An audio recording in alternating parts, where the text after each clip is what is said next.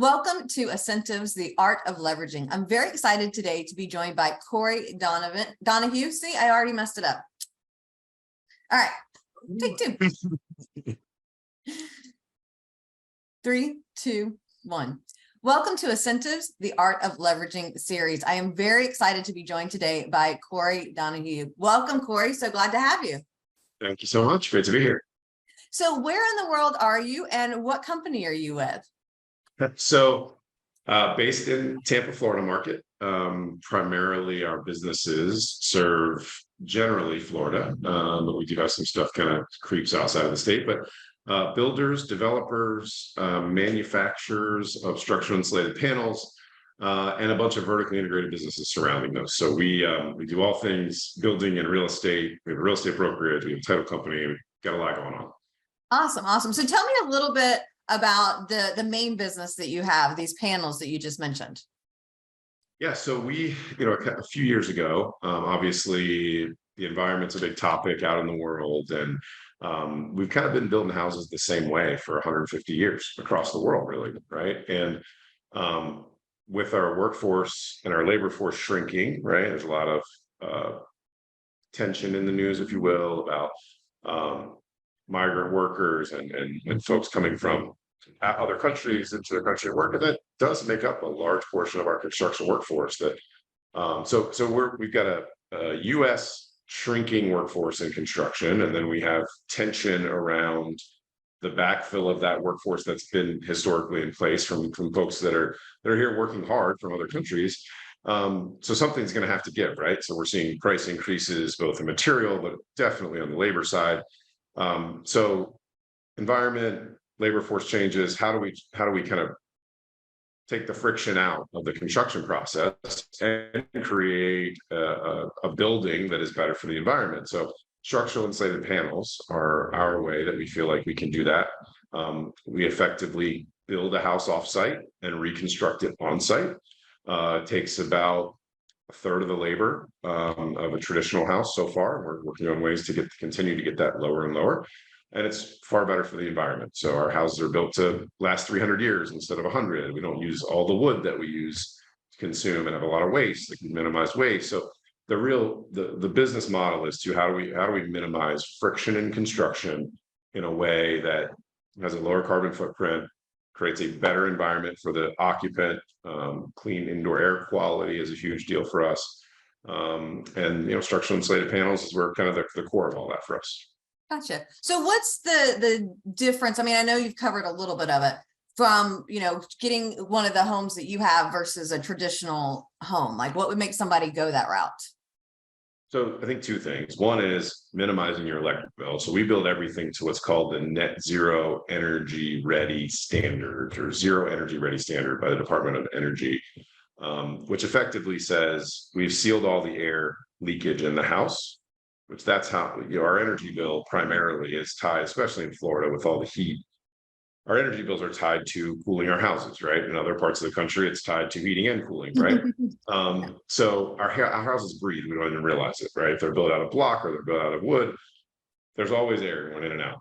And the idea is to build a house like a Yeti cooler is built. And we all have seen enough commercials with Yeti to know the ice doesn't melt, right? Well, the reason the ice doesn't melt is because there's no hot air coming in to this plastic cooler that has insulation the whole way around it, right? Same concept with the way we build our houses. So we minimize the indoor air exchange, which then makes them much more energy efficient, which then lowers electric bills. So our houses typically, if you don't put solar, you're gonna have a 30%, your electric bill about 30% of what it would be without, a traditional house. If we use solar on everything that we do, we push everything to a net zero energy standard. So we effectively have very, very small electric bills. And if you choose to put batteries in, like a Tesla battery package, then you could be effectively off the grid if you wanted to do. Wow, that's pretty awesome. How many of these homes have y'all done so far? So our factory has done about 1,000.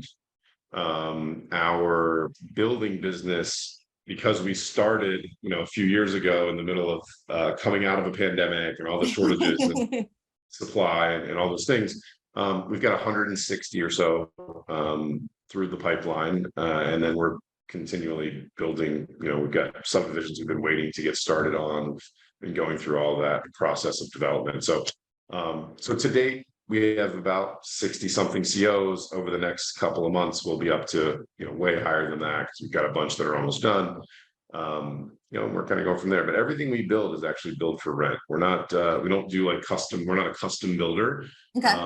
We look at everything from a factory perspective, because we really feel like to get efficiencies and drive pricing down, we kind of have to do it that way. So we're trying to also kind of create an affordability, solve for some affordability pieces by building some units that are really great for tenants that then could have a lower electric bill as a result as well. So that's really our focus, is kind of a B2B structure more than like a custom home builder. Gotcha. What have been some of the biggest challenges that you've been facing in growing this business? I think it's the same that any entrepreneur faces when you start up, right? I mean, you have financing on one side, and it's that balance of having enough capital, but not getting so much capital that it costs too much. Labor force is certainly, over the past few years, has been a huge challenge for us. Supply chain is kind of settled now, but that's been an issue. But I would say the biggest thing is labor force, finding people that want to come to work every day, that want to do what they say, that want to work hard, that want to, and so we try to, take care of our people very, very well.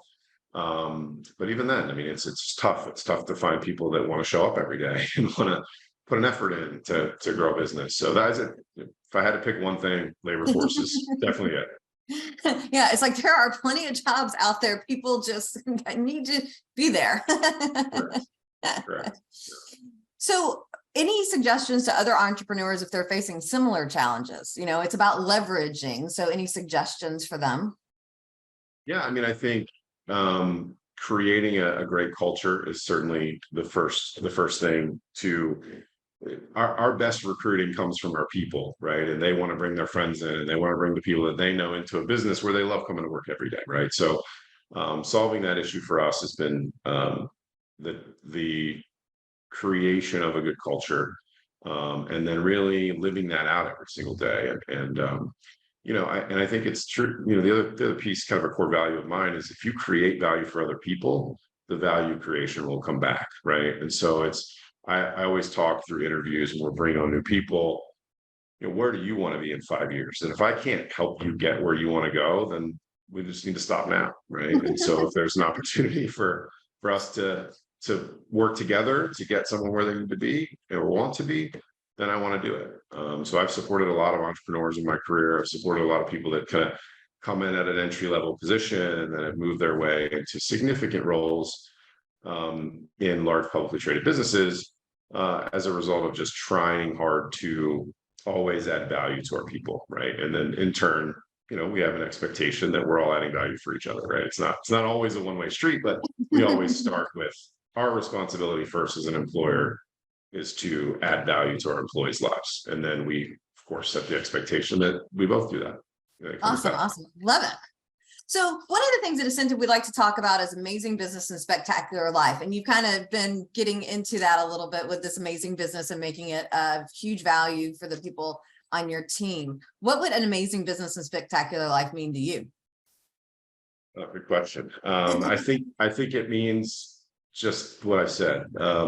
Getting out of bed every day to add value to your family, to your spouse, to the people that you work with, being able to smile and go to bed every single night knowing that like you gave your best for the day in adding value for somewhere else, right? It's give on our side. And then, that creates an environment where everybody wants to work together and have, it's not about chasing money for us, right? It's about creating value, and the money follows.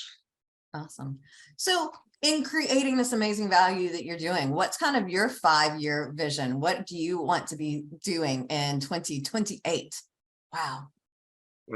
I would like for 5 years from now to be a place where we can really spend a lot of time and give back. And we have a foundation that we helped start, and we love to spend time in that foundation working with, in this case, it's kids aging out of foster care. So we want to spend time. I've got a huge heart for kids. So I want to get our businesses to a place where they're operating on their own. The child is grown up enough where we can spend a lot more time, my wife and I, in our church, in foster care, just kind of doing things in the community and outside of our community that are really give back type of things. Because at the end of the day, for me, if we're not doing things that are benefiting our community, our society, what's it worth? Like, okay, I can have a bigger boat or I can have a fancier car, like it doesn't do anything. So I'd say that's really where the end goal for us. But in that is I really believe in real estate as a wealth building vehicle. And so we are trying to accumulate as many rental properties as we can, whether we build them or we buy them. So yeah, certainly would have part of our financial goals is to have our real estate really replace our income, so that we can do all the things I just said.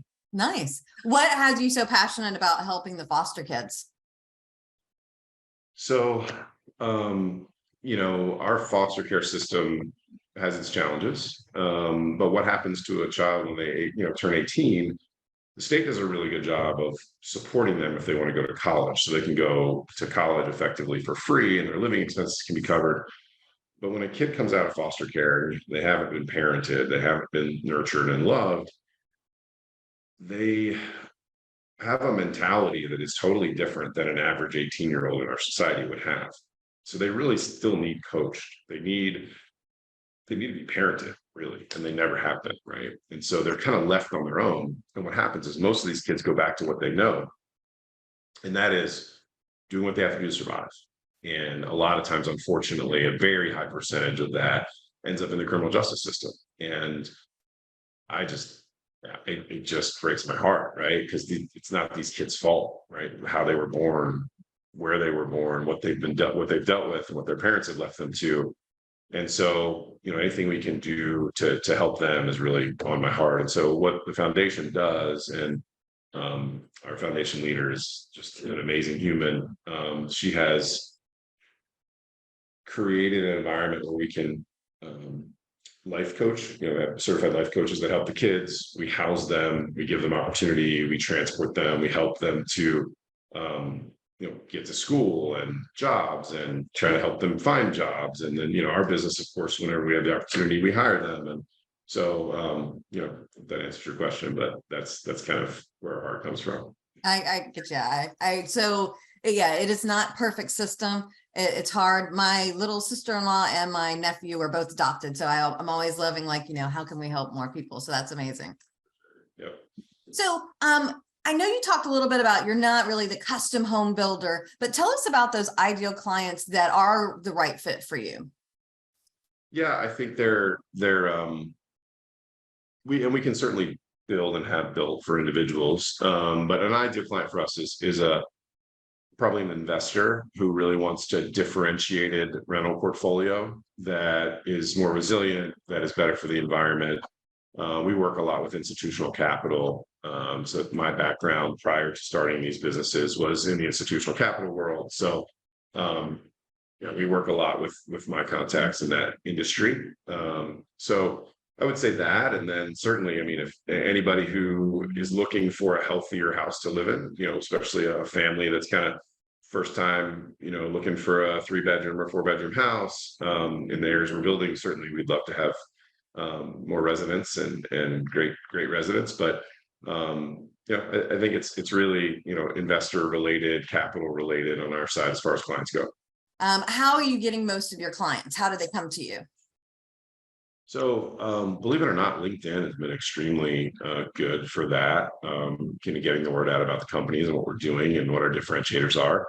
But a lot of it's network, right? A lot of it's over the years, it's networking, it's getting out there, it's speaking, it's, resume, all those things, right? So in context of other entrepreneurs and recommendations, I think networking and getting out in front of as many people as possible and telling people what they do, like we're doing today, is the key to all of this, right? We're leveraging those relationships, huh? Correct. So do you adding get value to others brings value back to you, right? And that's how. Love it. Do you find that you get a good number of referrals, or do you want more? Yeah, of course, you always want more, and you want the right partners, right? And the right people to work with. We are in process of scaling now, right? So we're looking at outside of Florida, what markets to be in. And those are all capitally intensive. Real estate's a very capital intensive business. So it's always good to have more partners, always good to have more people that are good people to work with that have the same core values. So yes, definitely always looking, right? We're entrepreneurs. If we're not growing, we're dying, right? If we're not moving forward, we're miserable. So yes. What professions do you find are good referral sources for you? Property managers are really good because typically the property managers will have a client base that property manager is acting as a real estate agent who says, hey, I have, a group of doctors that want to own 30 rental properties and we're managing for them so we can build a better product that they're not used to having. And, so I would say property managers are great. Any high net worth or successful entrepreneurs that are saying, hey, I want to move some of my wealth into real estate. We have a full service property management business as well. So anybody who's looking to invest in single family or small multifamily and wants to have a differentiated type of house that they can own is a great client for us. Awesome. Awesome. So I know we've talked a lot about business and a little bit about the charity. What do you like to do for fun? Because, I got it up here on the wall. Always got to make sure we're having some fun. What's fun for you? Yeah, I mean, I think at this stage it's family, right? We have so much going on, family and friends. We are very invested in our children and their sports and all the things they have going on. So we have 2 left kind of in the house. The rest are either out or adults. We have a total of 5. So our boys are into basketball. We are basketball 24/7 outside of work. So there's pretty much no time for anything else, but we love Tampa. We love spending time on the water. We love being out and going to restaurants and enjoying time with friends and traveling, of course, and getting to all of the nice warm places we're so privileged to have close by and all those things. But yeah, I mean, fun is family for us right now. Awesome. Awesome. Now, if people are looking to learn more about you, learn more about your company, how do they get in touch? Sure. So our building business, which can, kind of flow to everything else we're doing, is bettrhomes.com, but it's missing the second E. So it's BETTR homes.com. That'll give more about our houses and what we do. And then certainly you can find me on LinkedIn or any of the social platforms. Awesome. Awesome. And we'll include that, y'all, in the description below. So you can just take an easy click to get there and learn more. Speaking of more, do you have any special news or announcements you might want to share with the viewing audience? Something coming up soon, maybe? Nothing particular other than I'm just super excited about the growth that we're seeing on our business and the impact that can have on the community in a positive way as we try to continue to layer in the workforce that we have with people that want to do better, right? Because our core value is do better by doing better. And so that's what we're most excited about. Awesome. Well, I want to say thank you so very much for your time, Corey, to share how you're leveraging and what you have going on in your world. We so appreciate you being here with us. Thank you so much. It's a privilege. I really appreciate you asking. All right, y'all. We will see you soon with our next interview. Happy networking.